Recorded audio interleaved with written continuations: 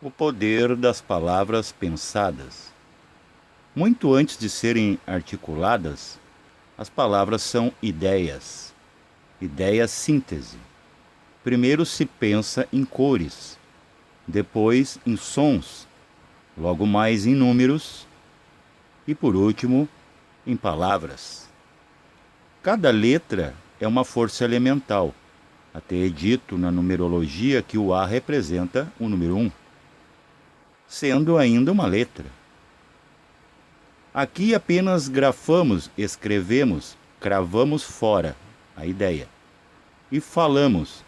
Falar vem de fall, queda frequencial na ideia. Então, até chegar à palavra e à escrita, se passou por todo um crivo de filtros. Muitas vezes, passando pelo crivo mental, que está ligado à questão da crença social e pessoal. Então, nunca nos deparamos no final desse trânsito de ideia que vai se transmutando e desacelerando pela verdade real da intenção atrás da palavra. Há planos hipersensíveis que não transgridem a verdadeira intenção. Então é tudo desmascarado. Aqui temos um conceito de educação moldado por crenças, questões até politicamente corretas e padrões sociais. Então aqui podemos disfarçar a ideia. Só que em um plano onde a ideia tem origem, a coisa não é bem assim. Ela se mostra sem transgressões. E o que é uma transgressão? É você modificar a seu bel prazer numa arbitrariedade que você não o tem aonde você pensa que tem, para poder controlar uma situação ou um grupo de seres igual a você. Então, tudo que nos é passado aqui é passado filtrado, corrigido por aqueles que estão sob leis naturais, porque não são corretos, não são prontos, não são perfeitos. Enquanto a natureza nos manda, ela vai nos mandando a ideia síntese. E a gente, por arbitragem, vai modificando a nosso bel prazer. Nesses planos hipersensíveis, a coisa se mostra como ela foi originada.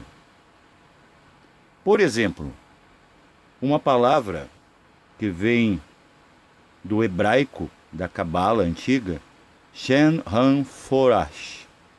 Shem Han Forash é a união de Yod He Vav He, o tetragramaton. Há fontes cabalísticas também que dizem que é a união de Chen ou Shin, depois Re Vav He. É uma palavra composta. Ela pode ser dividida entre Shen, Han, Meforash. Você pensando nessa palavra na extrafisicalidade, onde tudo tem origem, na verdade, essa palavra, ela plasmará uma ideia fonte do que representa. Eu encontrei uma grafia, uma gravura, no Google muito parecida.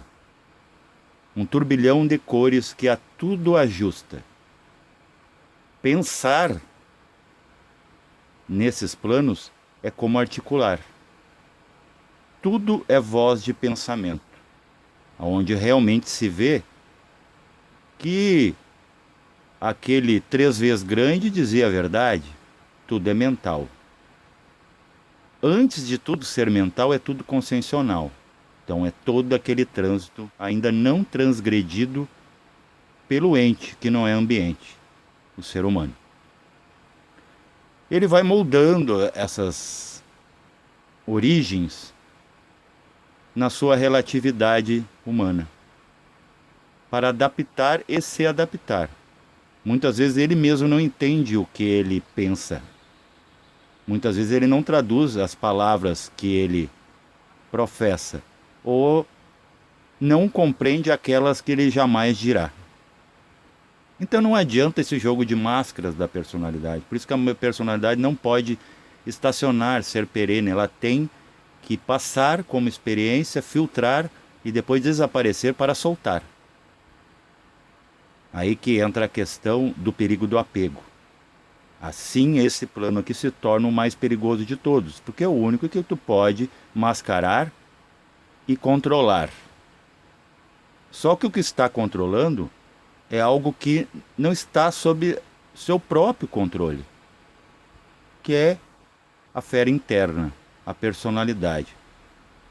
Uma energia não eterna, animalesca, que está ali no homem, testando o homem. É como o símbolo do louco, né? Sendo atacado por seus próprios animaloides, suas criações. O louco é aquilo que está sendo sempre, vamos dizer, questionado, diagnosticado e excluído. É a consciência. Ele é o todo. Por isso que ele é louco. Ele não segue regras. Não filtra nada e és o que és. Então aqui a gente vê uma figura muito parecida com o que eu evidenciei. E eu fiz um teste. Eu estava diante dos meus familiares na extrafisicalidade. Eles estavam inconscientes. Eu, de uma hora para outra, me dei uma repentina consciência de localização e me senti presente naquela experiência. Eles estavam sonhando dentro de suas bolhas consecutivas. Eu aproveitei de sua inconsciência e pedi: fulano, alguém lá da minha família, pense na palavra Shenhan Forest. A pessoa perguntou mentalmente: como assim? Como é que eu soletro isso? Shenhan Forest. E a pessoa falou a ermo. E aquele mesmo símbolo, muito parecido com esse aqui, nesse slide, se formou identicamente como o meu. Então daí, gente, que a gente vê que é um sistema que é imutável. É comparado com o vídeo que eu fiz com a irmã Amira Gazouli, que é taróloga há 25 anos, que ela concordou na nossa dissertação que arcanos maiores são aquilo que é imutável e os menores são o glã que a gente coloca em cima, para bem ou para mal. É aquela liberdade condicional até onde o humano quaternário, que é alma e corpo, duas duplas, pode colaborar dentro desse esquema que é fixo e ele mexe. É como, por exemplo, o jogador, né? Ele pode esconder peças ou acrescentar peças a seu favor, sem o juiz observar, mas o juiz está sempre vendo. É aquele ditado, né? O que é o eu inferior? Isso que a gente é como persona, aquilo que passa o som, que muitas vezes vem distorcido. É um ser, uma criança que quer andar sozinha, mas o pai está sempre no último vagão desse trem da vida. Então não adianta fugir da consciência. A consciência sempre estará ali. Você se deslocará de um banco a outro, de um lado a outro, de um vagão a outro, mas o Pai está sempre lá no final te aguardando. E o final foi o começo da onde você saiu dele. E ele é você. Só que ele é responsável. Ele é onisciente, ciente, onipresente. E você quer ser muitas coisas dentro desses vagões, mudando de banco e querendo mudar o curso do trem. Mas o trem jamais sai dos trilhos. Você sai dos seus trilhos. Então eu evidenciei que há um sistema. Então, quer dizer, pensar em Shenhan Forest, por exemplo, né, dar como uma orientação. Essa palavra sempre tem o mesmo poder. falando ou pensando inconscientemente, ela tem uma função. Ela é uma ideia síntese imutável, como os arcanos lá, maiores do tarô. Agora, a minha interpretação, o que eu vou glamorizar com mente e emoção, isso pertence a um fantasma da verdade. Ele vai moldar tudo a fantasmagórico como ele. Essa é a personalidade, o filtro. Que usa aqui na fisicalidade, por exemplo, um cérebro, que muitas vezes não faz sinapses com a sua própria mente, porque mente é uma coisa, cérebro é outra. Então, como alguma irmã me falou uma vez no grupo que eu tenho, o OSB, com o mesmo nome desse canal, que parece que o cérebro não acompanhou a mente, ou seja, o próprio corpo não acompanhou a evolução. Então ele estacionou numa evolução bem num conceito darwiniano, chegou até ali, é o máximo que a matéria vai, então agora o caminho é só sua utilização. Se não se desenvolver por si, a natureza vai dar cabo disso. Você é responsável por lembrar, ou lembrar que esqueceu, já que você não sabe a sua missão. Perdão. Vamos passar para o próximo slide. Por exemplo, alguém que sempre te perseguiu, vir dizer que te ama, te elogiar. O elogio, gente, ele não é 100% verídico, quando ele já vem de um subproduto de críticas negativas, né? E o que é positivo, o que é negativo? Vai ser dentro dos teus moldes pessoais, que são reflexo de algo que você crê dentro do âmbito social. Então, se você persegue alguém, depois vem assim: ah, ele não é nada daquilo que eu falei. Na extrafisicalidade, os mundos hipersensíveis, onde você pensa em palavras, não é bem assim. Você vai ver a farsa. A pessoa pode estar dando uma rosa e na extrafisicalidade mandando um símbolo desse que se plasma. Um garfo. Quando você mente para alguém, você também está desferindo garfos, você está ferindo. Mas primeiro você fere a si mesmo. Quando sai de você, você fura a sua bolha áurica. E depois vai até o desafeto, que possa ser, na verdade, alguém concreto, que não deixe passar. Porque se você está mentindo algo para um indivíduo ou para uma humanidade, esse símbolo pensado, que vai se traduzir no mental como palavras, ele se plasma na sua cor tônica, que pode ser uma cor travestida, né, muito escura, agressiva, vai até o alvo, né, a direção.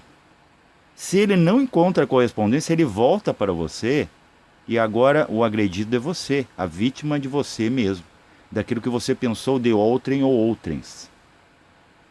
Se ele encontra consonância de cores e intenções, porque as intenções têm que ser concomitantes,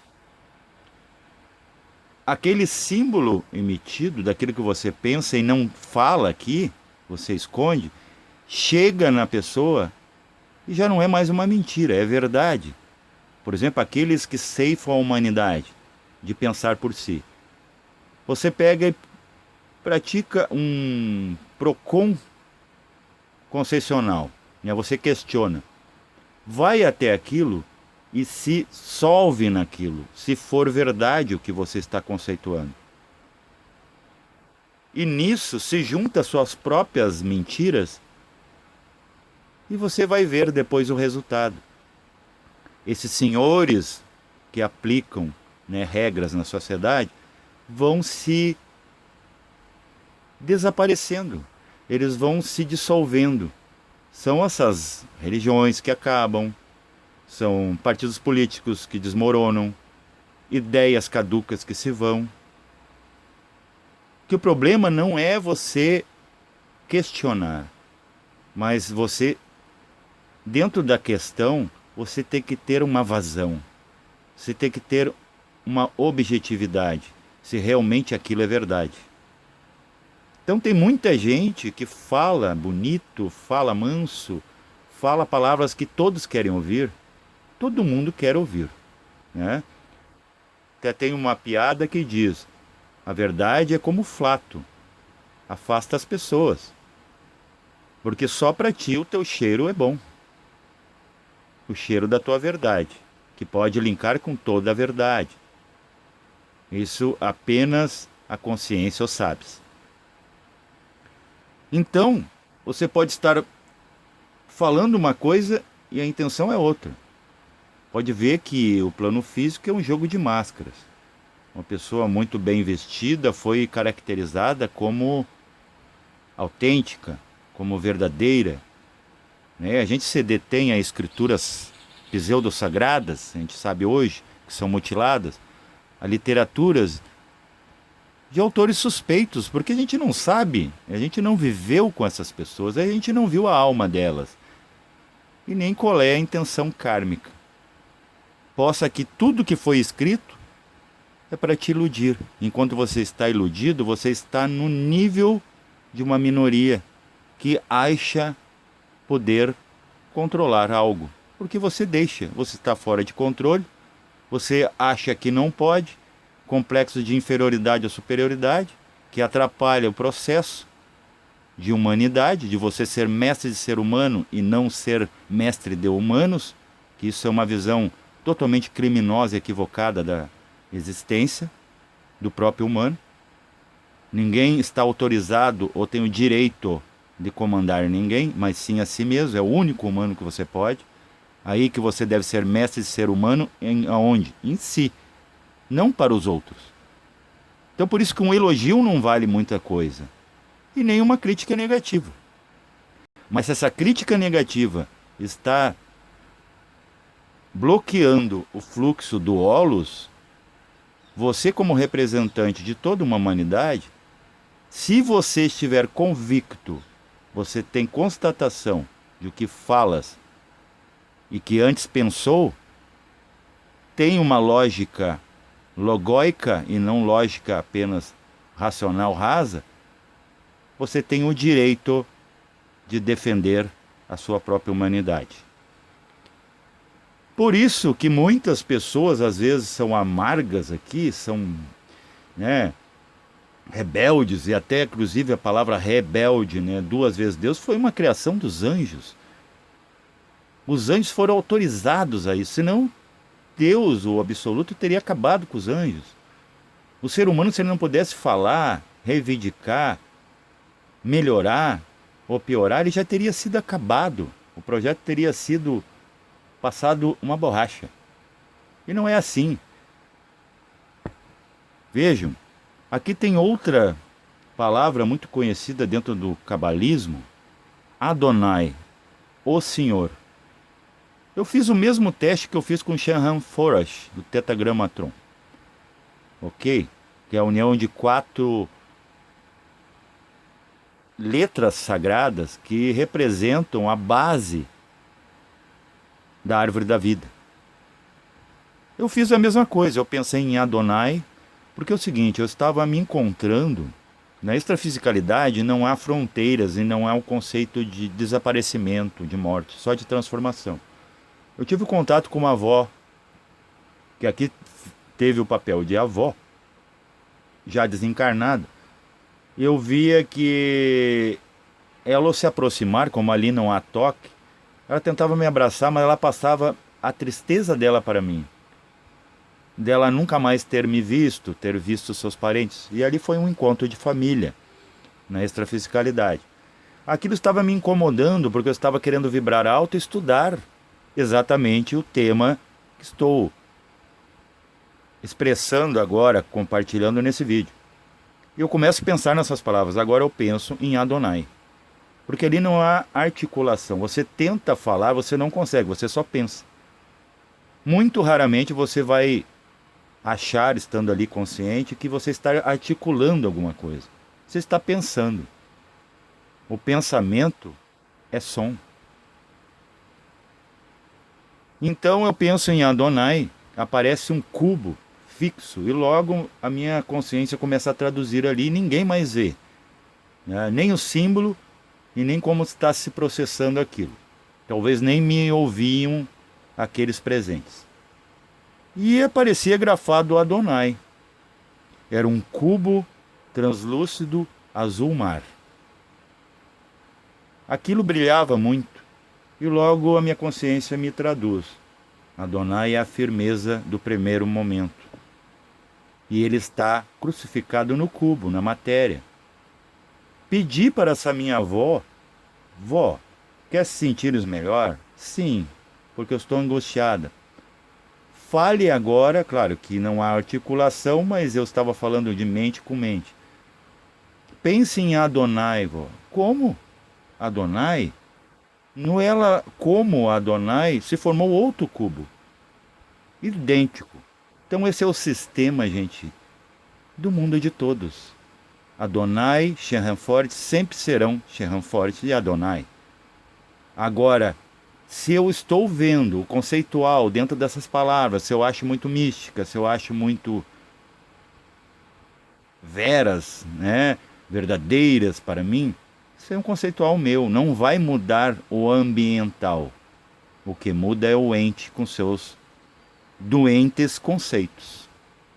Doente, né? É o único que dói, é o ente.